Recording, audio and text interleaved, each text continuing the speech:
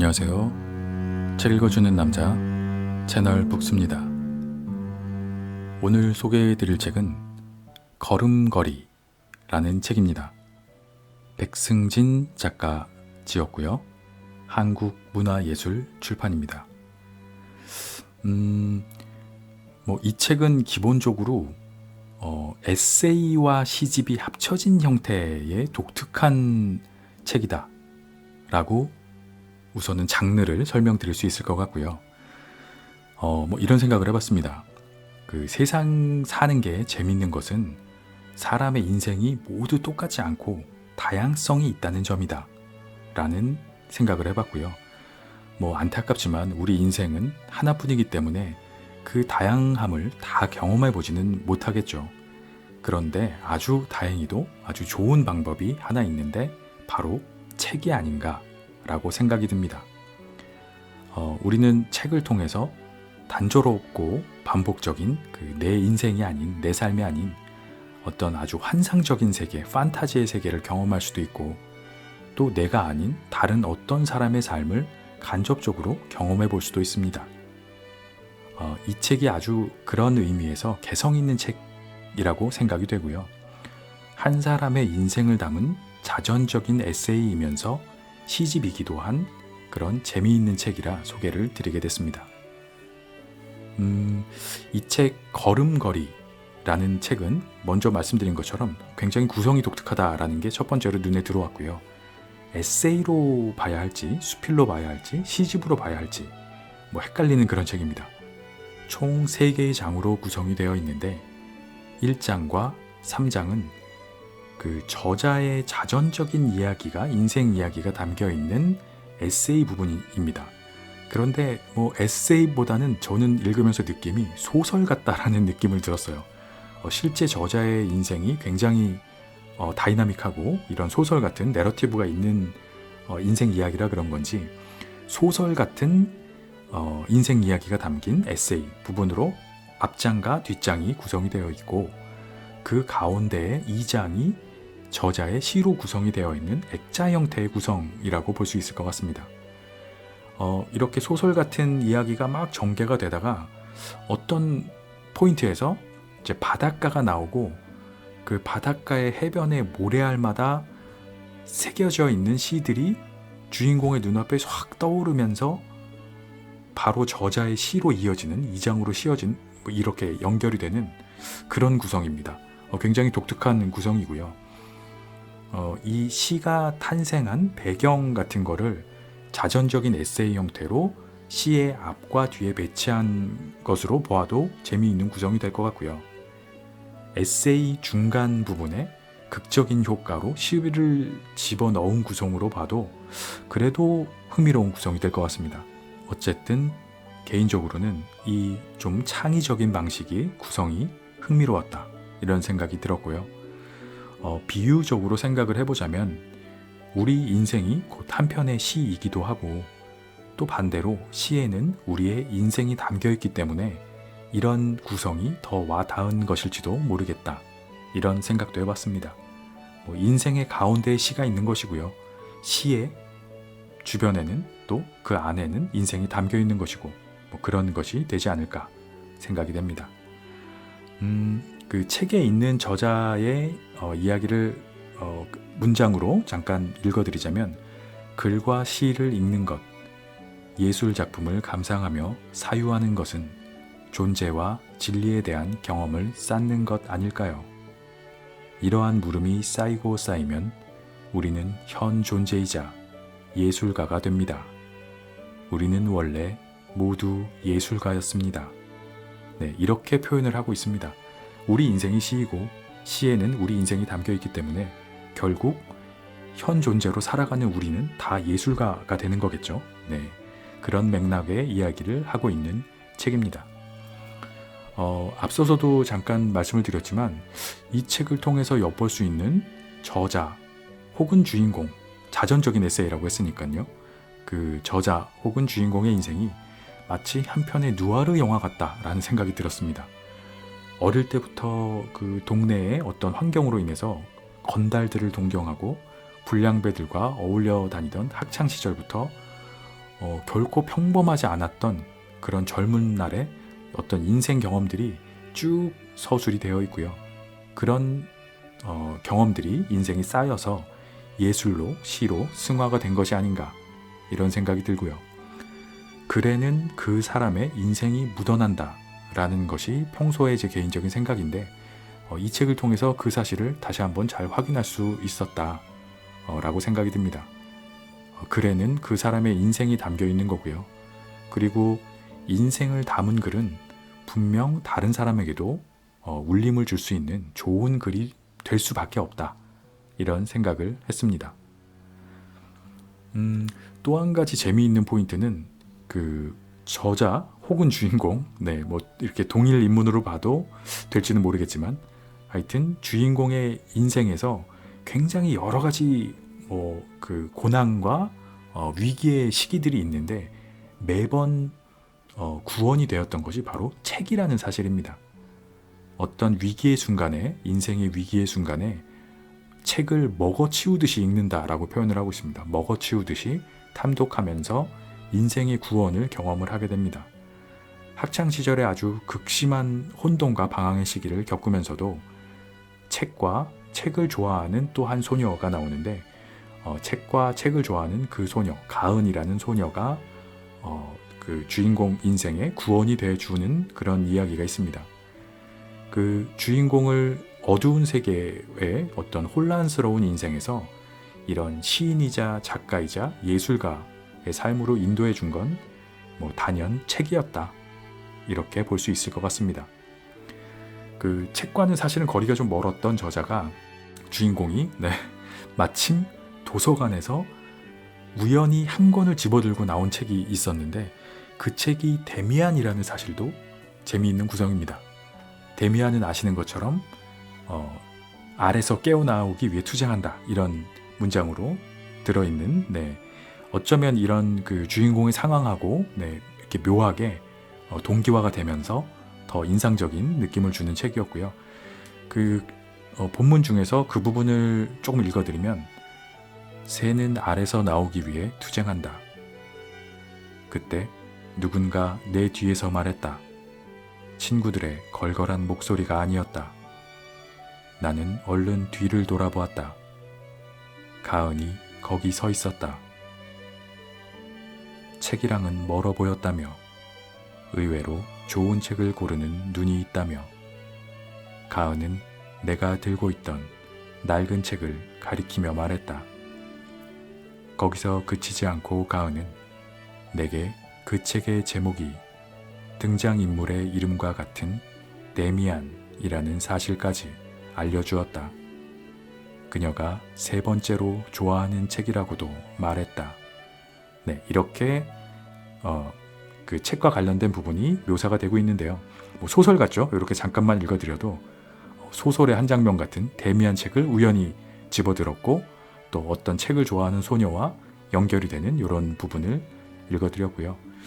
이 주인공은 알을 깨고 나오는 투쟁을 거쳐서 안정적이고 평화로운 인생에 최종적으로는 정착을 하게 됩니다. 이 책 속의 표현을 그대로 빌자면 이 책의 마지막 문장이 이제야 나는 내가 어디로 가야 할지 안다. 이런 문장으로 끝납니다. 굉장히 득도한 거죠. 이를테면 내가 어디로 가야 할지 안다. 라는 거는 한 사람이 인생을 살면서 도달하기 사실 쉽지 않은 경지죠. 그런데 어린 시절부터 주인공은 아주 어디로 가야 할지 방향성은 잃고 속도만 가지고 전속력으로 달려온 인생이었는데 그 길이 마지막에 길을 찾게 되는 거죠. 방향성을 갖게 됩니다. 그 여정에 책이 있었던 거였고요. 또 시가 있었던 것이다 라고 생각이 듭니다. 충분히 공감이 가는 내용이고요. 그 책에 길이 있다, 책 속에 길이 있다 라는 격언이 그냥 멋으로 만들어낸 말이 아니다 라는 생각을 이 부분을 보면서 하게 됐고요. 수많은 사람이 경험적으로 나온 어떤 간증 같은 이야기가 아닌가 그런 생각을 해봤습니다. 그 책 속의 한 부분을 또 좀 읽어드리면 내 손 위에 모인 고운 모래 한 알 한 알이 거대해지는 것이었다. 방금 하늘에서 떨어진 별똥별처럼 거대한 모습으로 내게 다가오는 모래 하나하나마다 시와 글이 적혀 있었다. 가은과 함께 읽었던 책의 글귀, 나이가 내게 주었던 시집 속 문장들이 가득 적혀 있었다. 나는 정신없이 그것을 읽어내려갔다. 이윽고 글귀들이 모습이 변하기 시작했다. 누군가 그 위에 빼곡하게 시를 채워 넣기 시작했다. 나는 모래 위에 글자를 새겨 넣는 이를 불렀다. 익숙한 뒷모습이 나를 돌아보았다. 나 자신이었다. 이렇게 표현을 하고 있습니다. 굉장히 비유적이고 문학적으로 표현한 장면인 것 같고요. 결국 그 시 안에 내가 들어있고 그 시를 쓰는 사람이 나고 그런 인생과 시를 동질화하는 그런 부분이 아닌가라고 생각이 들었고요. 그런 차원에서 이 책을 시집으로 정의를 하자면 그런 인생이 담긴 시를 모아놓은 시집이다라고 표현을 할 수 있을 것 같고요. 아까도 말씀드린 것처럼 제일 앞에 1장과 제일 뒤에 3장 그 서사적인 스토리만으로도 소설처럼 충분히 재미있지만 이 스토리를 어떤 시의 백그라운드로 깔고 배경으로 깔고 그 다음에 읽는 2장의 시도 또 그런 묘한 매력이 있어서 좋습니다. 오히려 이런 서사를 바닥에 깔아놓고 시를 그 위에 올려놓아서 더 흥미롭게 보이는 것 같습니다. 주인공, 어쩌면 저자의 인생이 담긴 시라고 생각하고 읽게 돼서 더 몰입감도 생기는 것 같고요. 제가 잠시 후에 그 앞쪽에 1장의 그 에세이 부분 일부하고 시를 한두 편 정도 읽어드릴 텐데 우선 하나를 먼저 읽어드리면 이런 시들이 있습니다. 우리가 찾고 있는 것, 시를 쓰고 글을 쓰고 노래를 하며 연주하며 그토록 찾고자 하는 것은 응답. 시를 읽고 글을 읽고 노래를 들으며 그토록 찾고자 했던 것은 물음. 우리는 물음으로 구성된 존재. 이런 시도 있고요. 우리가 찾고 있는 것이라는 시고요. 이런 시들이 쭉 들어있는 2장은 시집의 부분이고 앞뒤로는 이야기가 깔려있는 그런 시집입니다. 이렇게 어떤 우리 인생에 그 질문을 던지는 물음을 던지는 책이 아닌가 이런 생각이 들었고요. 조금 독특한 특이한 시집으로 읽어도 좋으실 것 같고요. 시가 들어있는 또 어떤 개성 있는 에세이로 읽어도 좋은 책이다 라고 생각이 됩니다. 다른 사람의 인생을 간접 경험하게 해주고 또 내 인생은 어디로 가고 있는지 생각을 해보게 하는 그런 책이다 라는 생각이 듭니다. 이 책의 제목처럼 우리는 어떤 인생의 거리를 걸어가는 거죠. 그게 우리 인생이고 그 걸음걸이라는 게 이 책의 제목인데 걷는 모양을 말하는 걸음걸이라는 말하고 발음은 같지만 다른 말이죠. 걸음, 리을 발음이 있는 거리, 걸음걸이가 아니라 걸음 그리고 스트리트를 말하는 거리가 합쳐진 말입니다. 걸음과 거리를 합한 것이 이 책의 제목인데 우리는 인생의 거리를 걸어가면서 어디로 가야 할지 방향을 잃고 주춤거리기도 하고 또 잘못된 길로 들어서 버려서 굉장히 고생을 하기도 하고 또 어떤 경우에는 거리를 걷다가 막다른 골목처럼 보이는 곳에 도달해서 낙담을 하기도 하고 하는 것 같습니다. 그럼에도 불구하고 또 멈출 수 없는 것이 인생이 아닌가라는 생각이 들고요. 계속 걸음을 옮겨가야 한다. 이런 생각이 들었습니다. 이 책은 이런 생각들을 정리할 수 있게 해주는 그런 면에서도 아주 좋은 책이라고 생각이 듭니다. 시집으로도 에세이로도 좋은 걸음걸이라는 책을 소개해드렸고요. 잠시 후에 앞쪽의 에세이 일부와 시 몇 편을 읽어드리도록 하겠습니다. 걸음걸이 백상진 한국문화예술 1장 걸음 걸음은 내게 삶이었고 거리는 삶이 고스란히 담긴 장소였다. 나는 그 두 가지가 없는 삶을 상상하지 못했다. 걸음보다 빠른 속도는 거북해 멀미를 했고, 낯선 거리에는 금방 적응해 구석구석 살피는 게 나였으니까. 그것이 없다면 내 삶을 다른 무엇으로 채울지 전혀 떠오르지 않았다. 어른이 되기 전까지는.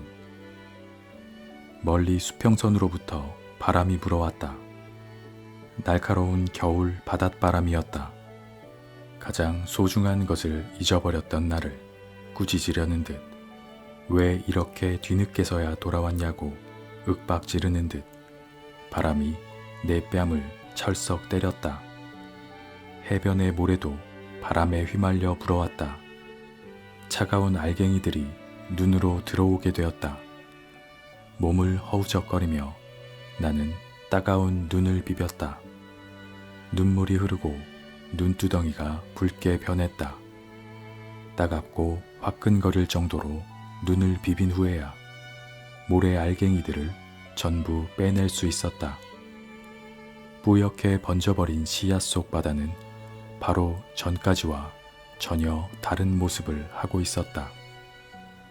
수평선에서 빛나고 있는 등대의 불빛, 파도 위에서 부서지는 달빛, 해변의 모래 알갱이 하나하나가 커다랗게 난반사되어 내 눈을 가득 채웠다.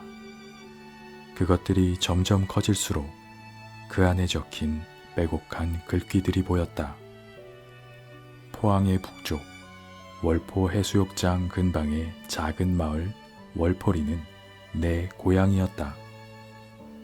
거기서 나고 자란 나는 바다에서 뛰노는 것보다 홀로 동네의 골목골목을 산책하길 즐겼다. 이제와 생각해봐도 시원한 바닷물을 친구 삼아 노는 대신 산책에 몰두했는지 모를 노릇이다. 따스한 감정으로 남아있지만 뚜렷한 장면은 시간이 지나면서 사라지고 말았다. 초등학교 들어가기 전까지만 해도 그 장면을 떠올리려 부단히 노력했다. 하지만 산책은 그런 과거의 일 말고도 아주 많은 흥미로운 면면들과 나를 만나게 했기에 나는 어느새 산책을 좋아하게 된 이유는 내팽개친 채 지금 내가 걷고 있는 길과 그 길 위에서 만나는 길고양이, 야생풀, 이름 모를 새 같은 것에 눈을 돌려버렸다. 그렇게 눈 돌릴 수 있던 시기가 얼마나 소중했는지는 나중에서야 깨달았다. 내가 초등학교에 막 입학해야 하던 시기, IMF가 닥쳐왔다. 그 단어의 뜻은 몰랐다. 단지 기울어가는 가세와 하루가 다르게 근심으로 젖어가는 부모님의 표정, 일자리를 찾아 마을을 떠나는 이웃들의 모습 속에서 내가 알던 세상이 무너져 내리고 있다는 사실을 어렴풋이 느꼈다. 매일 아침 일찍 출근하시던 아버지가 한 달 넘게 집에 머물렀다. 어머니는 마을에서 가까운 시내로 가 남의 집 살림을 대신하며 돈을 벌어왔다. 안방에서 담배 냄새와 술 냄새가 지독하게 풍기기 시작했고 어머니는 그런 아버지를 보며 한탄을 멈추지 않았다.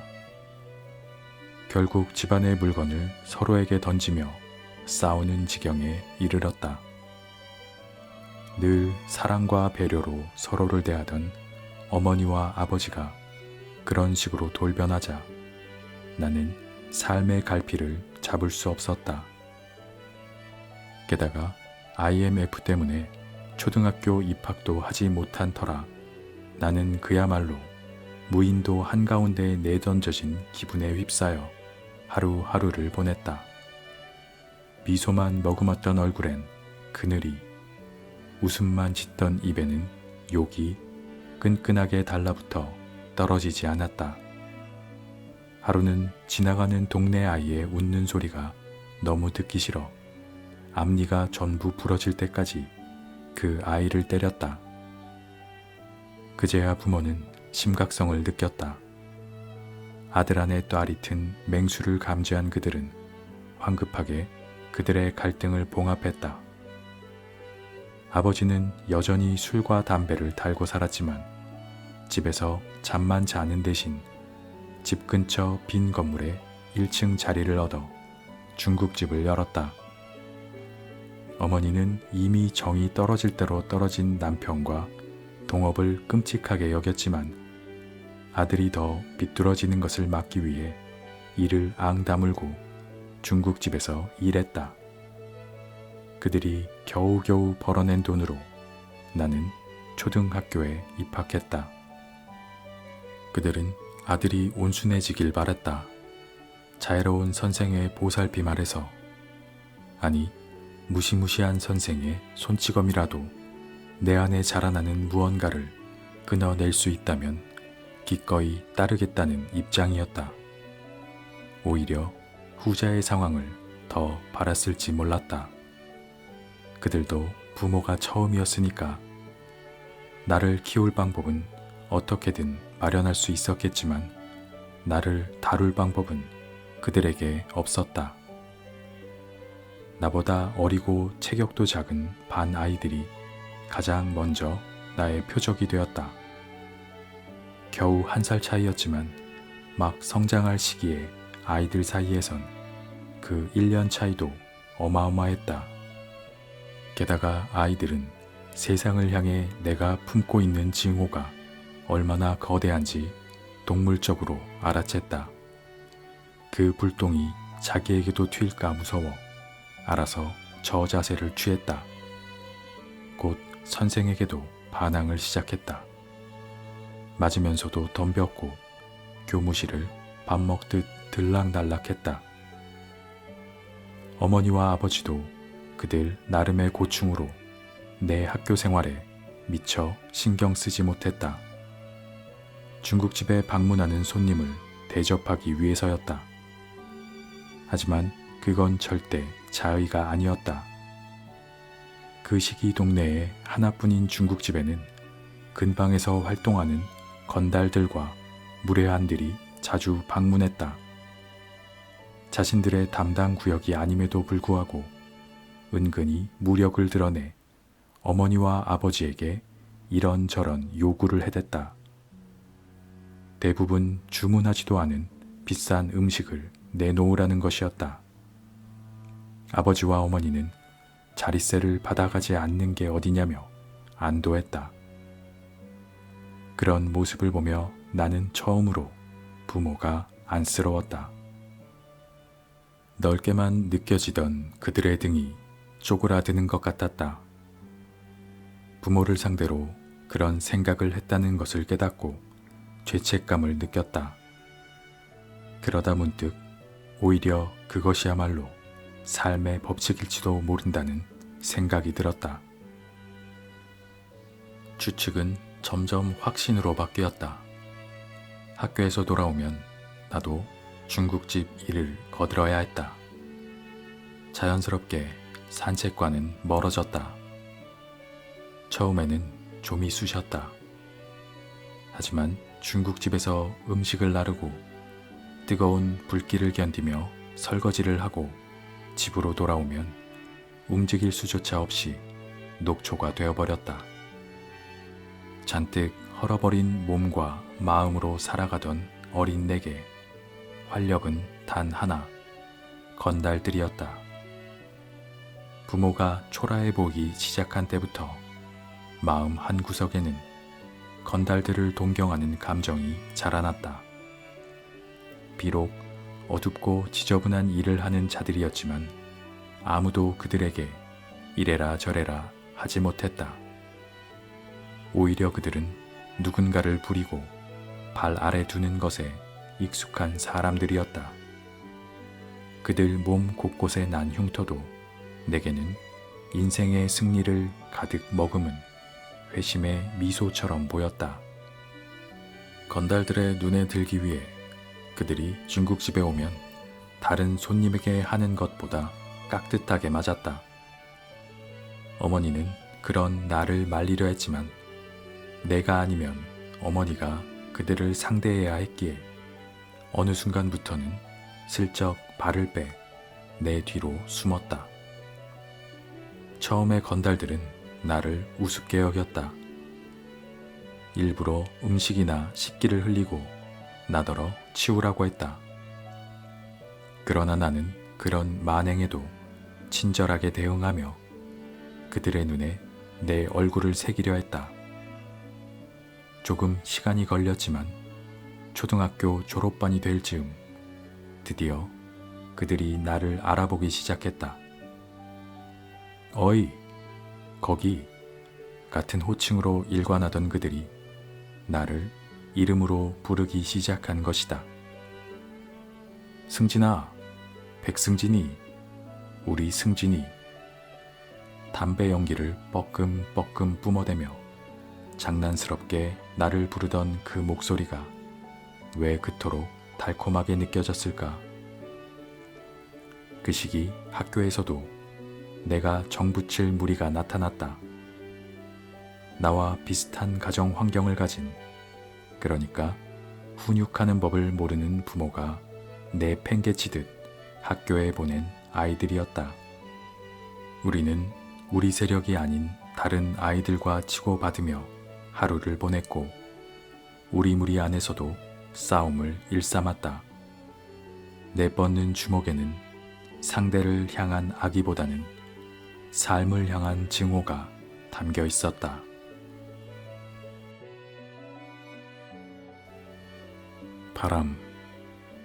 바람이 부는 게 아니라 부는 게 바람이고, 사랑한다는 말이 사랑이 아니라 사람이 사랑이었고, 바람은 어떤 곳에서 오는 게 아니라 사람이 달려와 바람 불고, 바람 따라 사랑 날아온다.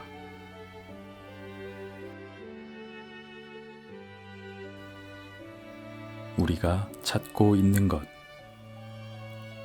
시를 쓰고 글을 쓰고 노래를 하며 연주하며 그토록 찾고자 하는 것은 응답.